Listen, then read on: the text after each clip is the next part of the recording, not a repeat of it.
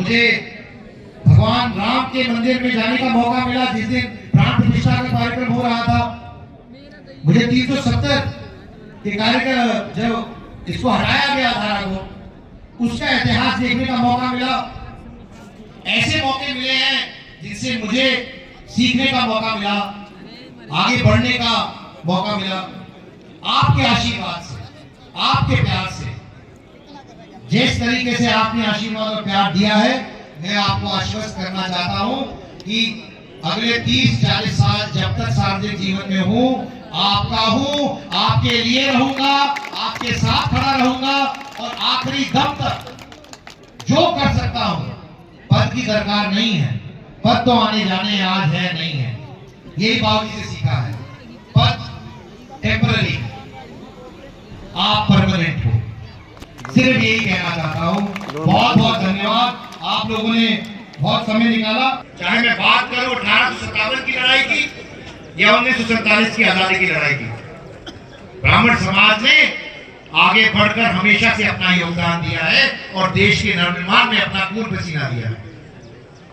मैं आपके सामने ये बातें इसलिए भी रखना चाहता हूं क्योंकि कहीं ना कहीं समाज और हमारी युवा पीढ़ी, क्योंकि हम दुनिया का सबसे युवा देश है, आज 75 साल जब पूरे हो रहे हैं हमारे संविधान के और देश के, तो आज हमें इस बात का एहसास है कि देश की 65% आबादी 35 साल से कम उम्र की है। इसका मतलब है कि हमारा भविष्य हमारे युवा पीढ़ी के हाथ में है, जो देश के अधिकांश आबादी का हिस्सा है। हमें अपनी संस्कृति, अपनी विरासत, उसको समझना चाहिए और खासकर युवा पीढ़ी का दायित्व है कि उसको आगे ले जाने का काम करे, ताकि जो हमारे पुरखों ने, जो हमारे पूर्वजों ने, हमारे बुजुर्गों ने अपने मेहनत से, अपने दिमाग से, अपनी संस्कृति से, अपने ज्ञान से प्रेरणा लेते हुए बढ़ाने का काम किया है। जैसे मेरे पिताजी ने, श्री विनोद शर्मा जी ने, पंडित जी ने, हरिराम जी दीक्षित जी ने, सबने, बड़े बुजुर्गों ने हमेशा आगे रास्ता दिखाने का काम किया है। और उसी तरीके से हमारा दायित्व बनता है युवा पीढ़ी का कि आने वाले समय में हम भी उसी तरीके से उनके दिखाए हुए रास्ते पे चलने का काम करें, क्योंकि दिक्कतें हैं, बहुत दिक्कतें हैं, समस्याएं हैं। और इन दिक्कतों को, समस्याओं को समझने के लिए 2022 में मैंने फैसला किया कि मैं 22 के 22 जिलों में जाऊंगा, सबसे मिलूंगा और प्रयास करूंगा कि समझ सकूं कि समाज की क्या दिक्कतें हैं, क्या परेशानियां हैं।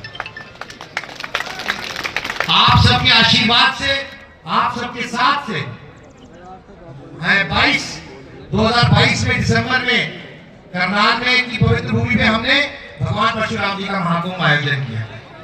उसका एक ही औचित्य था कि जो हम लोगों के बीच में गए, जो समस्याएं और जेन्युइन समस्याएं थी समाज की, जिनको कोई उठाने का काम नहीं कर रहा था, कोई असली पटल पे रखने का काम नहीं कर रहा था, उनको असली पटल पे रख के, उनको माननीय मुख्यमंत्री के सामने रख के उनका निदान कराने का। 13 मांगे थी, जो सबसे बात करके वो 13 मांगे रखी गई थी।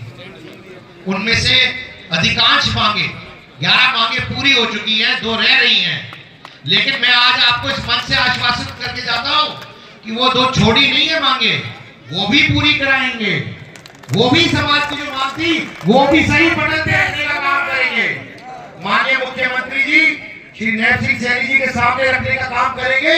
और मैं आश्वस्त हूं कि वो एक ऐसे व्यक्ति हैं जो ब्राह्मण समाज का पूरा आदर सत्कार करते हैं और समस्याएं भी समझते हैं, और वो संवेदनशीलता से हमारी समस्याएं समझते हुए उनका समाधान भी तुरंत से तुरंत करेंगे। और जब अति होगी तो फरसा निकलेगा, लेकिन जब शास्त्र के ज्ञान से काम चलता है और रास्ता निकलता है तो शस्त्र की जरूरत नहीं पड़ती। भगवान परशुराम की जय। मैं बात करना चाहता हूं, 2012-13 की बात की गई, दीक्षित जी उसके साक्षी हैं, हमारे बहुत सारे बड़ौदा जी साक्षी हैं, बहुत सारे यहाँ पर हमारे बड़े बुजुर्ग साथी सब साक्षी हैं कि 2012-13 में क्या हुआ, कैसे बीबीसी का गठन हुआ। मैं उस पर ज्यादा बात नहीं करना चाहता, पर उससे एक प्रेरणा लेना चाहता हूं। प्रेरणा ये है कि अगर हम एक होके चलेंगे और अपनी बात सही तरीके से रखेंगे और हमारी पैरोकारी करने वाला कोई होगा तो भगवान परशुराम जी के आशीर्वाद से जो सही है और जो हक है वो जरूर मिलेगा।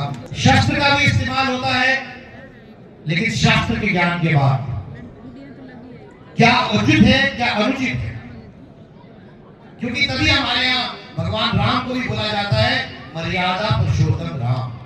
जो मर्यादित है वो राम है।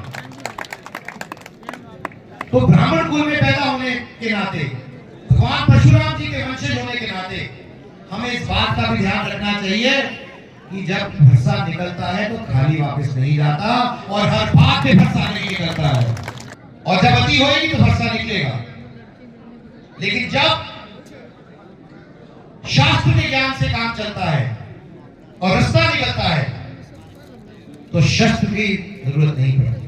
भगवान परशुराम की मैं बात करना चाहता हूं 2012-13 की बात की गई। दीक्षित जी उसके साक्षी हैं, हमारे बहुत सारे बड़ौदा जी साक्षी हैं, बहुत सारे यहाँ पे हमारे बड़े बुजुर्ग साथी सब साक्षी हैं कि 2012-13 में क्या हुआ, कैसे बीबीसी का गठन हुआ। मैं उस पर ज्यादा बात नहीं करना चाहता, पर उससे एक प्रेरणा लेना चाहता हूं। प्रेरणा ये है कि अगर हम एक होके चलेंगे और अपनी बात सही तरीके से रखेंगे और हमारी पैरोकारी करने वाला कोई होगा तो भगवान परशुराम जी के आशीर्वाद से जो सही है और जो हक है वो जरूर मिलेगा, कोई नहीं हो सकता है। पिछले 2-2.5 साल में अनुभव मिला, संसद का हिस्सा बनके मुझे भगवान राम के मंदिर में जाने का मौका मिला। जिस दिन प्राण प्रतिष्ठा का कार्यक्रम हो रहा था, मुझे 370 के कार्यक्रम जब इसको हटाया गया धारा को, उसका इतिहास देखने का मौका मिला।